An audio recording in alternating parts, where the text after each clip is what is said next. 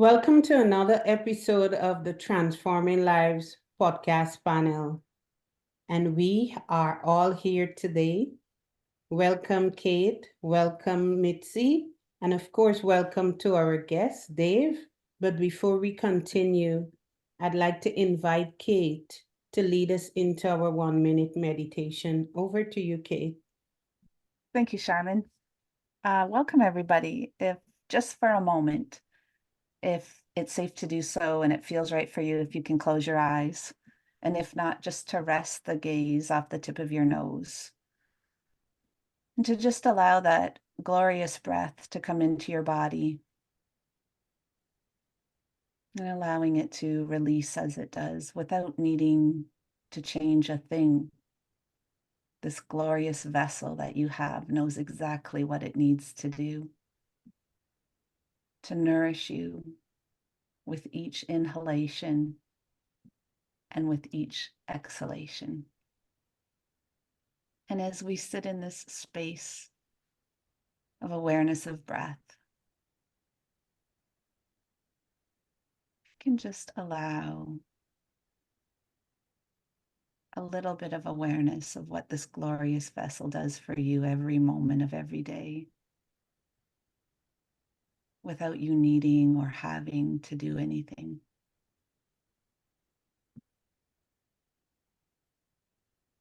Allowing breath in and breath out. And may you know that this space of awareness is available to you anytime by just turning inward.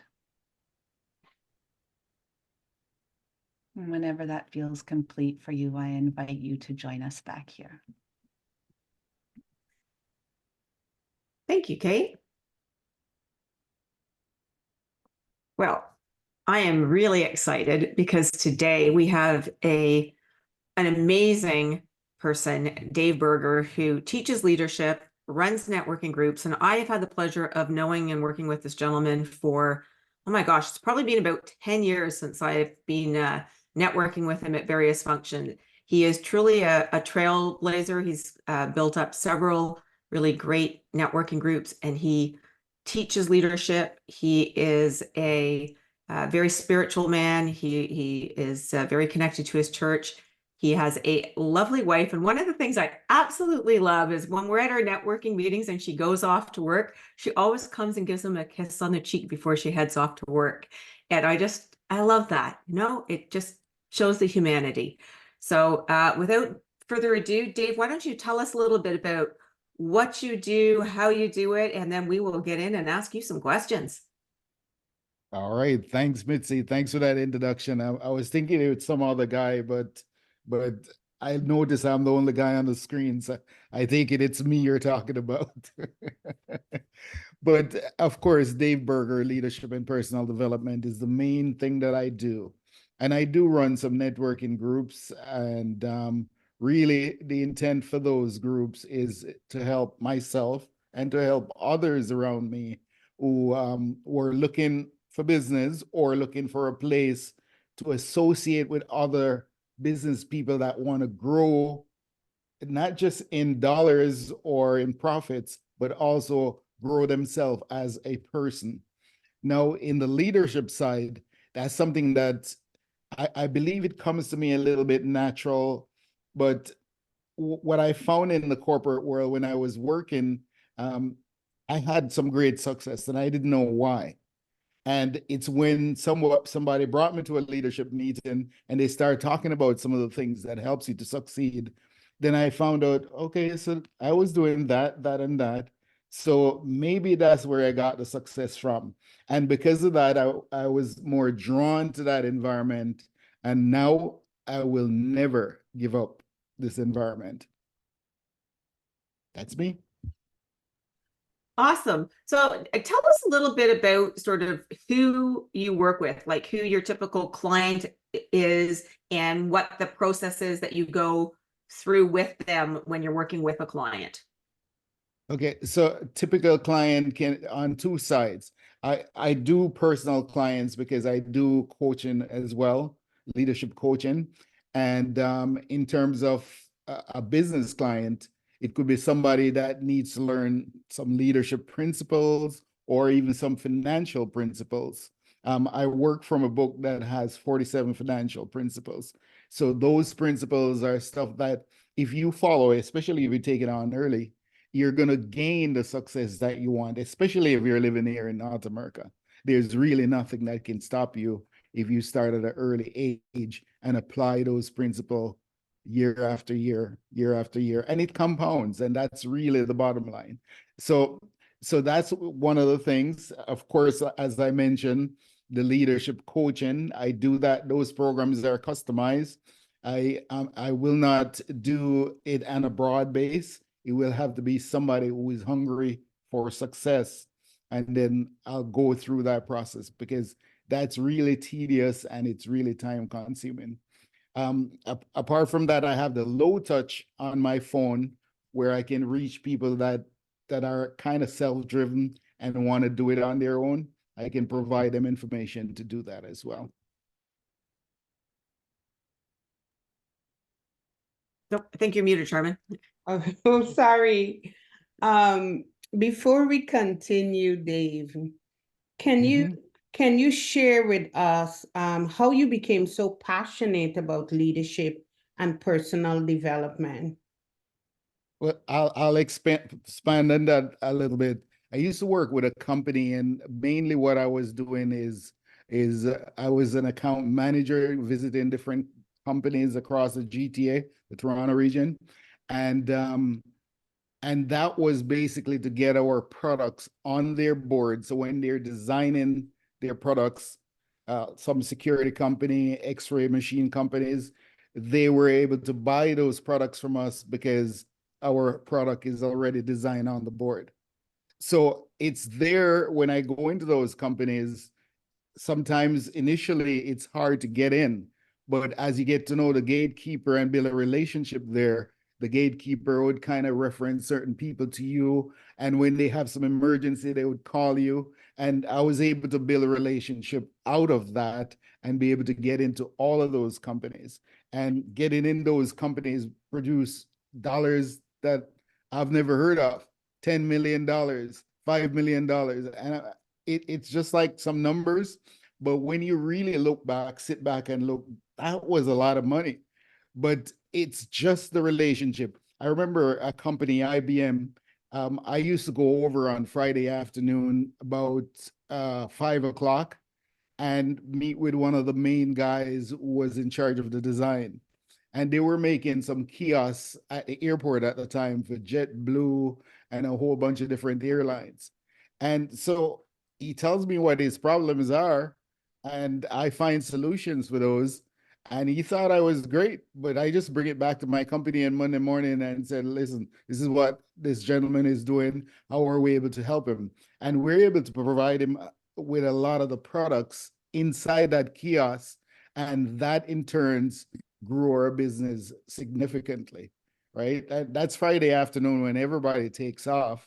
And this guy is there as the guy in charge of the operation. So I go and I sit with him. And I was able to gain it. So I didn't do anything magical or spectacular or anything fancy.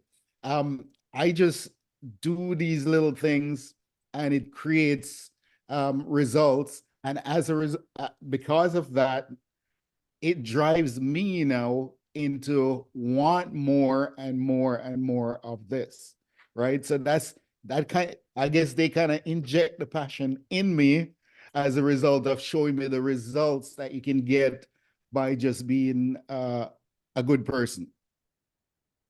Wow. That's where the passion came from. Thank you. Thank you for that. You're welcome. Kate or anyone? Because I have another question. Yeah, I do. I'm really curious about this life connector. I would love for you to share on that. I love connection. I love connecting people, and I'm so curious what you mean by life connector. Okay, so when I meet someone, there's two ways I'm going to explain that. When I meet someone, I'm looking to connect with that person for life, Mm. I'm not looking to make a relationship for a short period of time. I'm looking for that to be a connector for life, right? And then I want to connect other people who want to be connected that way as well. So that's one part. Also, in 2012, I joined a company called Life Leadership.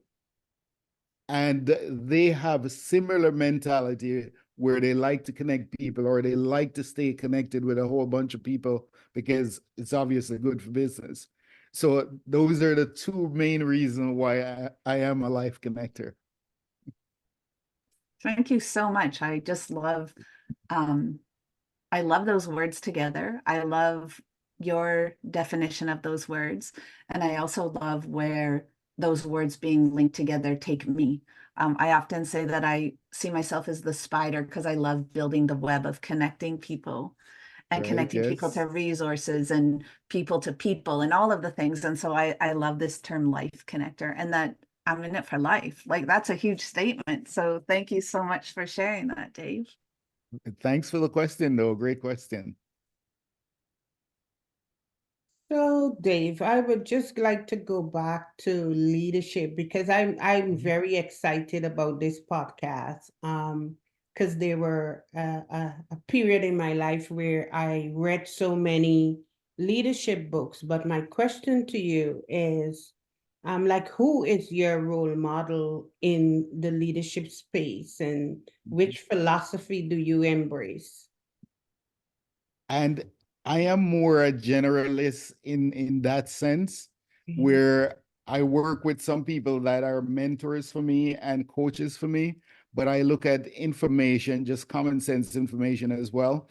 One of the things that I got really early was 5 books that will produce the results or give you the information that you need to carry on this journey, right? So I embrace those 5 books, and those books are Mitzi knows those books well as well. I know because she and I had this conversation before.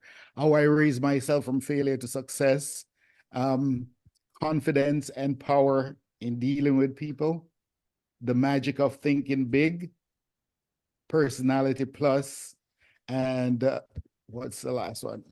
Oh yeah, the last one is, did I say The Magic of Thinking Big? I think I said that. Personality Plus, and How to Win Friends and Influence People.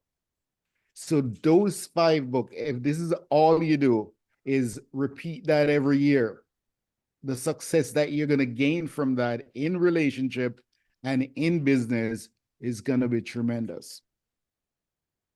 You know, I think you really hit on something right there, which, and I think it's something that people often miss, which is when you read one of those sort of core, amazing, fundamental books like The Magic of Thinking Big, you know, How to Win Friends and Influence People. These are books that you read not once, but you read them over and over again because your knowledge builds from them, and you're always in a different space than you were the last time you read them. But these books have stood the test of time. And if you go back and you read them again, you see them through new eyes and you pick up new nuances, and you can build on what you've already done. And I think that that's one of the things that I think that's really great that you're putting out there, is that, you know, go back and repeat it. You know, don't just read it once and then, okay, like I'm done with that book. No, when you find something that's really good and helping in the leadership, revisit it. When you're doing your coaching with people, are you working one-on-one? Are you working in groups? Are you doing some, are they totally on their own doing a course? Or like, talk a little bit more about sort of the different types of processes. Yeah, that's a big question. So it's mostly one-on-one. So at the beginning of a year, or if an organization has something that they want to accomplish with their staff, then we'll put together a program for that. But at the beginning of the year, sometimes I'll do a group coaching. But generally, it's a one-on-one coaching program where I basically sit down, interview the person, find out what that person is looking for long-term, and find out how we're going to set short-term goals to get to where they want to get, and basically go through the program that way for them. So it's totally customizable for the person who is looking for it.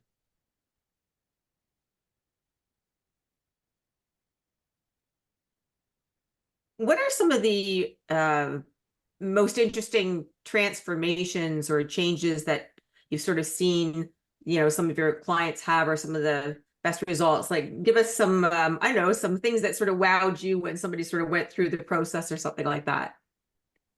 Typically what we find, some people are just looking for something simple. Like, for example, a politician came to me and he was afraid of communicating, and he has no choice. That's basically their role, to communicate. So what I figure is that, okay, so I took down some notes and bring him through a process. And one of the things that I did was gave him some books to read. And after we completed the process, it takes a little time sometimes for this process to end. But after we complete that beginning process, then he feels confident now that he's able to communicate not just to other politicians, but to the people that he's looking for to vote for him as well. Wow. What are some of the common challenges that you have identified in leadership today? You really got me thinking now. And it's really probably the biggest thing is something that's been forever, and it's belief.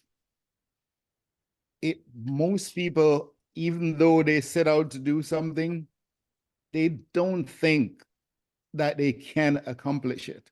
The belief is very, very weak. So in leadership, if you're able to show them a way to get there, then their belief will start growing. And it's not something where, like, most people believe instantly.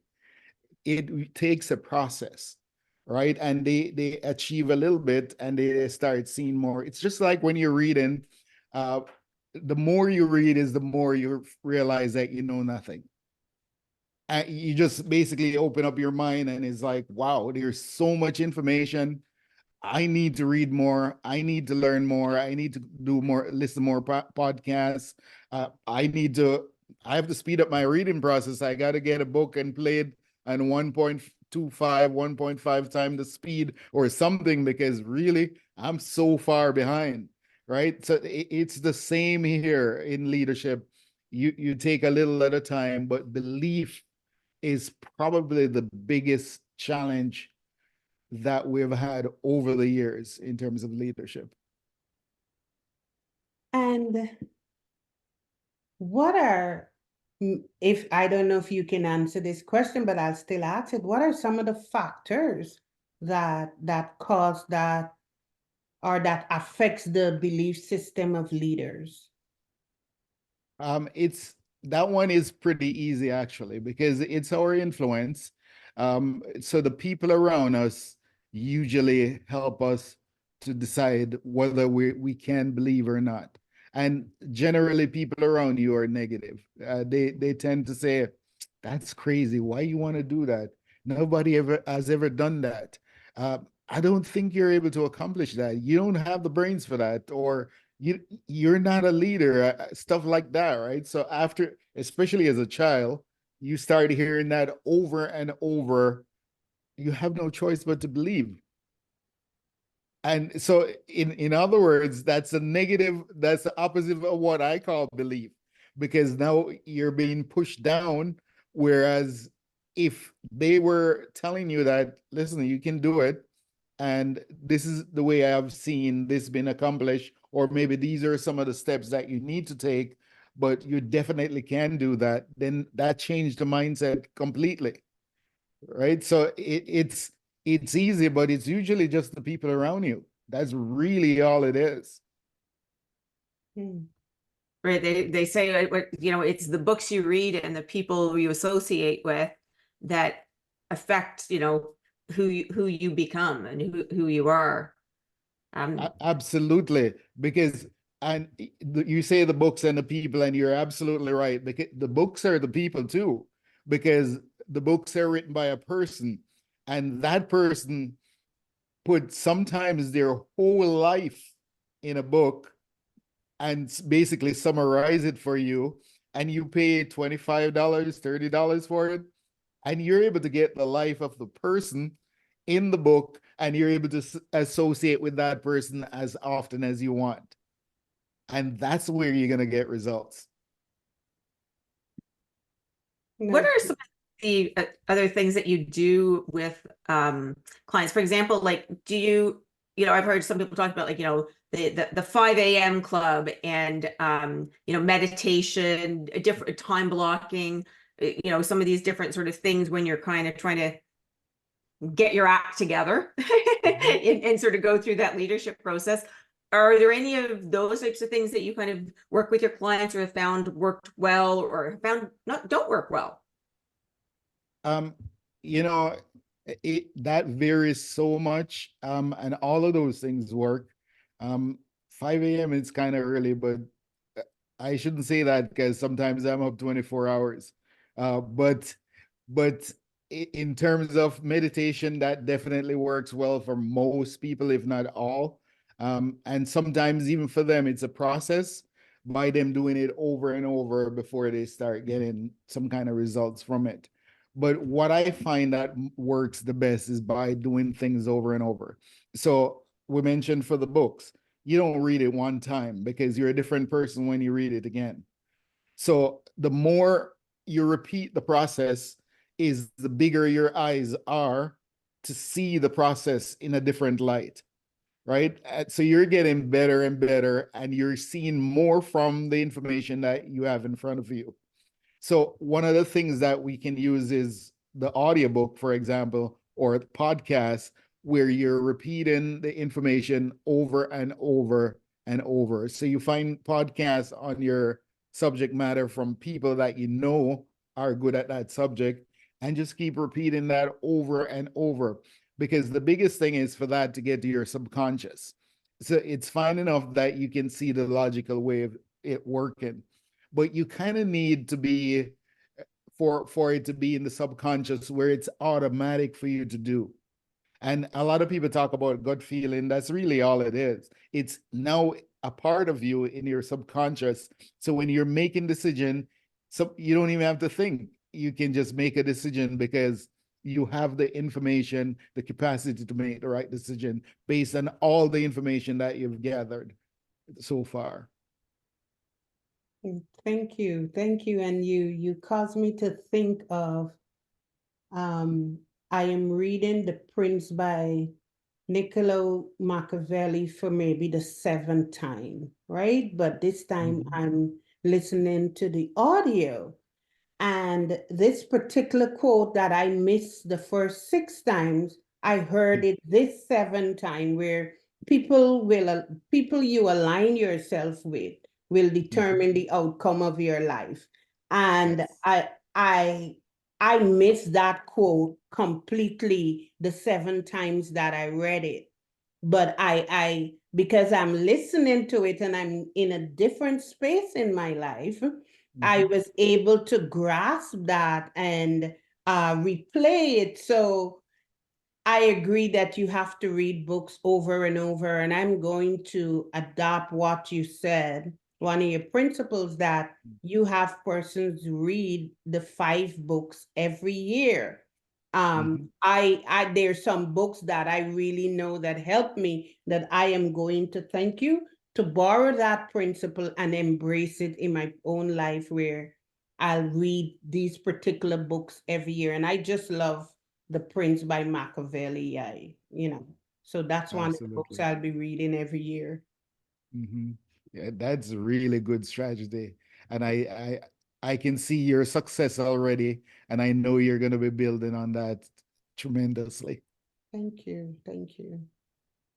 Dave, I know you do a program on Wednesdays as well, where you do some interviews with Jared. Can you talk a little bit about that particular program and how it helps business people? Yes. So that program is really for the business for the most part, because what we basically, it helps them to get out, and it helps their audience to connect with them, right?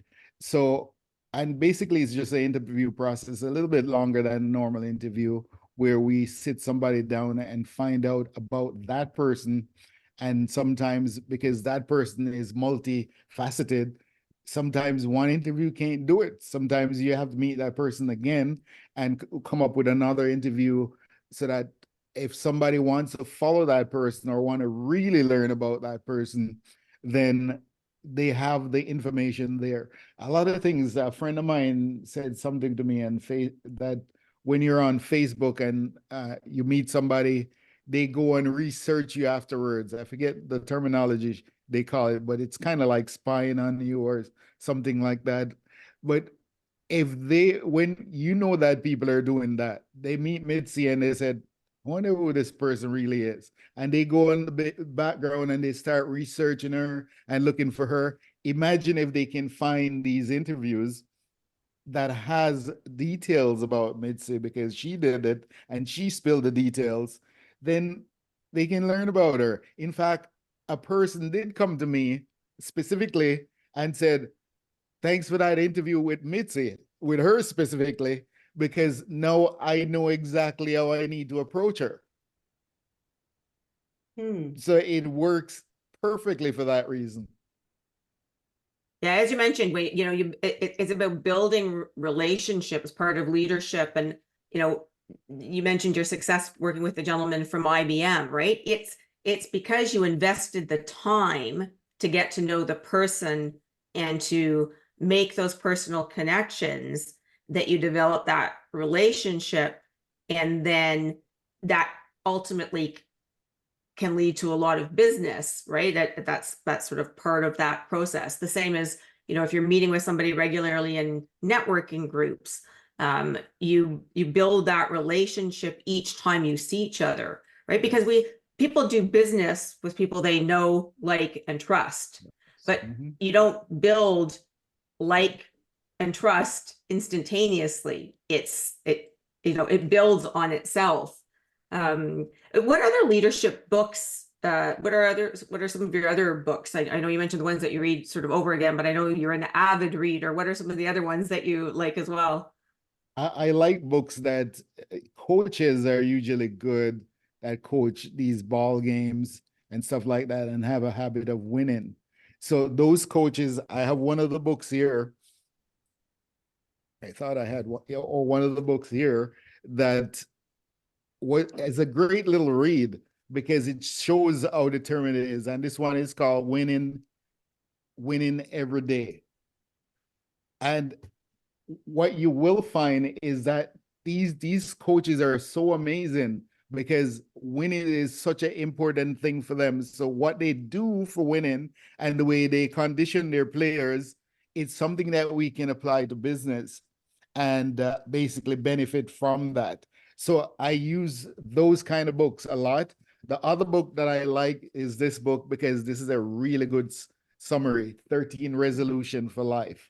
And what that does, it looks at all these successful book, a bunch of different successful book, and basically put the principle together in one book that you can follow, right? So when we're going through the 13 resolution, we can find leaders in the past that apply those 13 resolution and see what their journey was and what their success was.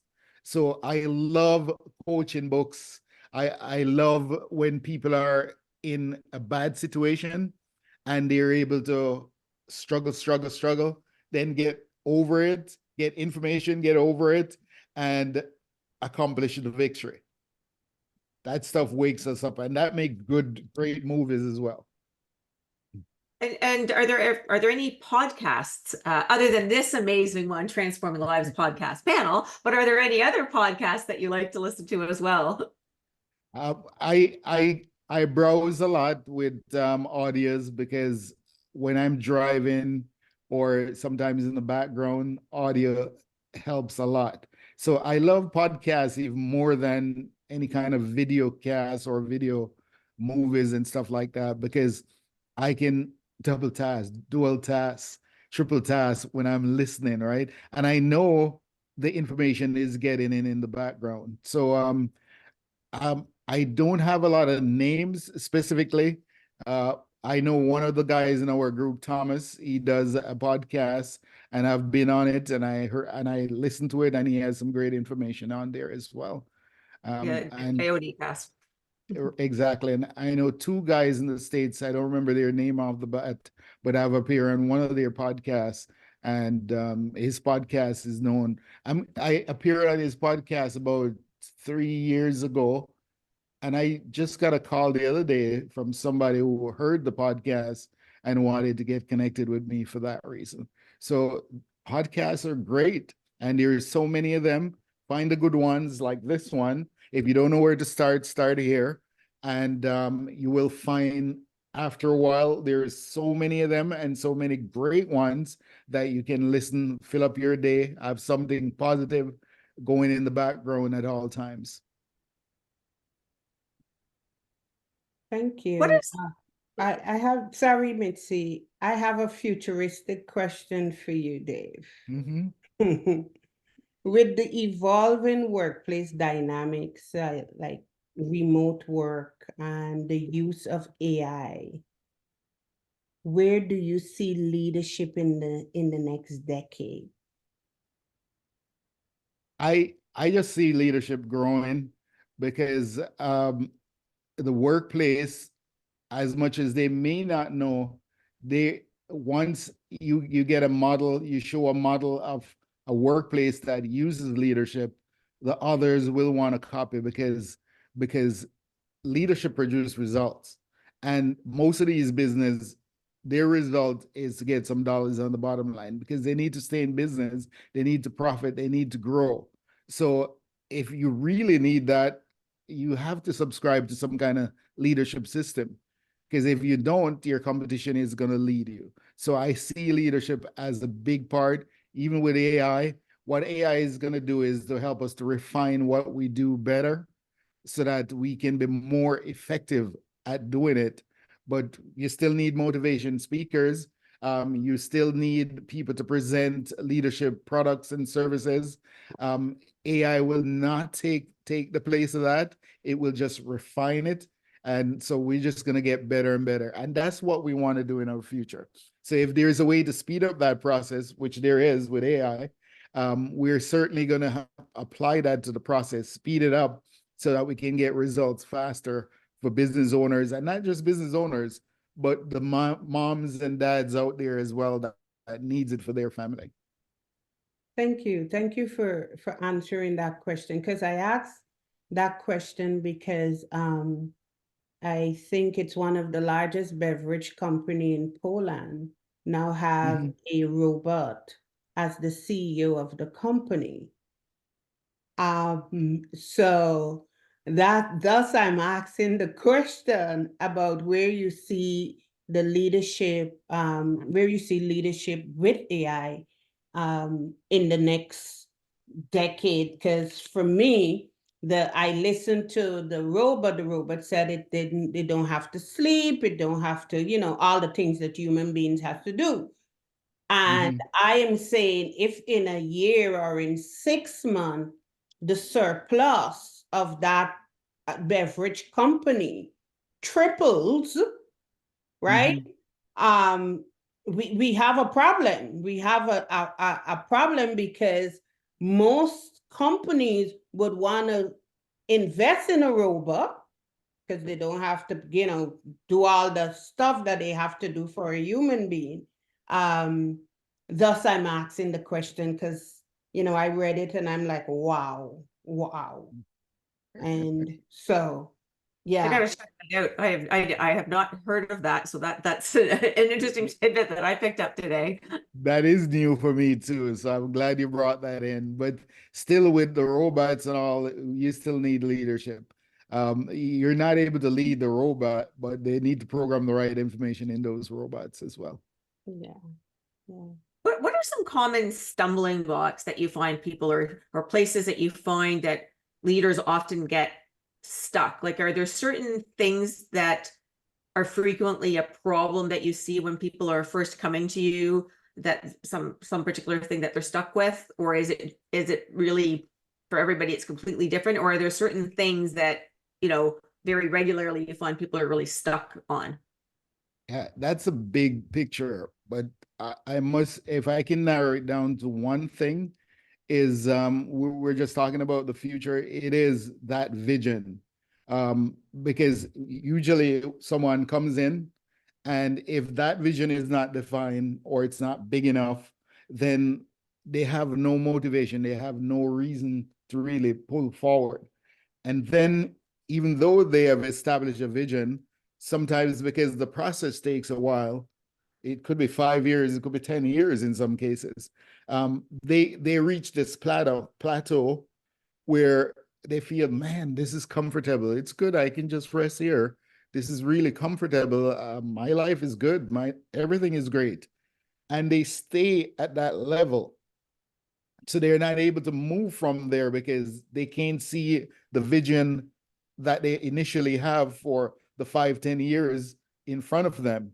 So they're stuck there. So if we can just constantly program ourselves with the vision and update it, make it bigger if we need to, because sometimes the vision is too small too, and you accomplish it, and then life is over. So get another vision and start accomplishing that vision too. But that is what I see the biggest challenges, and it's not just for beginner, it's for people who are in the process over a long period of time as well.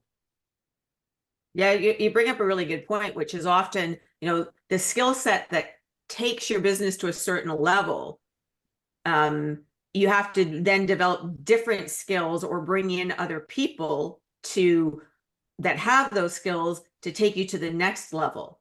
And, you know, one of the things, I mean, I always think about architects, because they have this amazing ability to, you know, they can envision these skyscrapers or bridges or all these things in their mind so intricately, and then they start to build it. And most people don't sort of have that ability to sort of see something that isn't there yet and envision it and plan it to come out.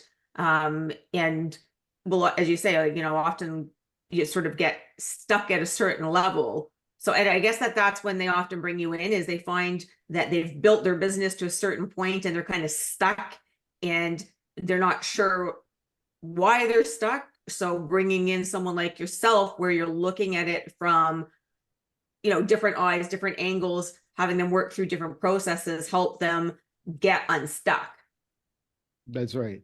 Because they'll feel that over a number of years, they're just spinning the wheel over and over. They're ending up in the same place over and over. So, in other words, you could call it stuck, or you could say we're just spinning our wheels.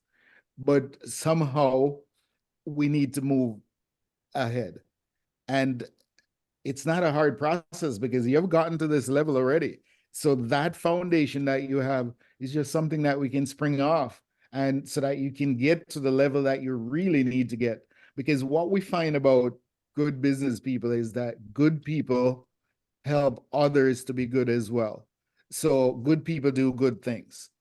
Their money is going in good areas. They want to support, and you'll find that people that are working like a day to day, and they're just paying bills because that clouds their mind. They can't make decision in our society because they're so busy with the day to day activity. So it's when you're able to produce enormous amount now, then it's like freedom. You can do all these things. I don't know if you can read my sign, freedom through prosperity, in the background there, but that's really what that means, is because after a while, you have the prosperity, then you're free and you help others to free. Think free, help your society, the place that you live, the area that you live, because really good people with money produce good results for others. That's great. Before we wrap up, Dave, burnout is inevitable in some spaces. Mhm. How are you able to control that and even to prevent it? That's a challenge. And if you're searching, if you really are passionate about doing something, though, you get a high when you get to different levels on your journey towards your success. So in that case, once you're accomplishing, and that's why you would need a coach, by the way, because if you're in that rut where you're just going around and around, or you're stuck, then that's when burnout occurs. So if you're able to move towards your passion, then you will find that burnout doesn't even exist. Right? So it's really that long-term vision. That's the key here. Because even though you think you're going towards it, sometimes you're missing the mark because you're spinning in that rut and you're getting burned out. But once you get back on that road, then you will find that burnout doesn't exist. Okay, thank you. Thank you for answering my question. Thanks for the question as well. As we wrap up, is there anything you want to leave with us? And do you have any more questions, Kate? Mitzi? Thank you so much, Dave. I really appreciated the space today. And I also, yeah, I don't really know how to phrase it, but I really felt where we also differ, which is so glorious. I really sit in the space of understanding self, and I sit in the space of understanding somatically where things land in our body. And you shared beautiful wisdom of, and you talked about the subconscious, and I love to offer the reframe of perhaps that's perhaps subconscious, actually just what comes right now is perhaps subconscious lives in our body. Perhaps it's the wisdom of the body that we call the subconscious. Yeah, and that's just kind of landing now. And I know I'm going to go back and listen to this and see how things ripple. But I sit in the space of self-awareness and self-compassion and understanding our earliest woundings as to why we do the things the way we do. And what I really see is how people understanding that and then shifting into this understanding of self through a leadership lens. Like I see a really beautiful coupling, and I right everyone's everything ripples for different people at different times, and I really honor everyone's timeline. And just what I'm really hearing is understanding of self, and then shifts into this understanding of who am I in a leadership role. And I love your different eyes at different times, because I truly honor that in all of us, that, sometimes we can judge ourselves. Why didn't I know this sooner? Why didn't I do this sooner? Right? We didn't have those eyes then that we do now. And to be compassionate with self, that I didn't have those eyes then that I do now, and that life is a practice, right? And as we practice life more, different things in our life ripple. So I just really want to thank you for spending time with us, Dave, and sharing your ripple out to our listeners, and that beauty of we all ripple in a different way, and I'm sure that you're rippling for people, Dave. Thank you. Dave, how do our listeners, our watchers, how do we get in touch with you? How do people connect with you so that you can take them on their own individual leadership journey? Well, you can always call me. My phone number, 416-707-1362, or you could email me, dave@daveberger.com, or you can find me in Meetup, LinkedIn, Facebook, IG, any of those ways that you can get a hold of me. Sometimes I can't get back right away, but I will get back and I will answer. I want to leave one note if I can as well. The note I agree with Kate. I want to leave that note that if you really don't know what to do at the end of the day, get yourself a mentor. somebody that you admire, and somebody that will speak to you directly on what you need to do to move forward. And then get yourself a vision that you really want, because it's going to bring, whether it's prosperity or it's going to bring success to your family, to your business, or whatever you want the success to be for. And once you get those two things, you're good to go. Maybe you don't need me, maybe you don't need any of us at that stage. But those are two things that maybe you should just look at doing. And then if you need us to fill in some pieces in there, then we certainly can do that for you as well. Thank you, Dave. Thank you, Kate. Thank you, Mitzi, for another wonderful episode of the Transforming Life podcast. We'll see you next time.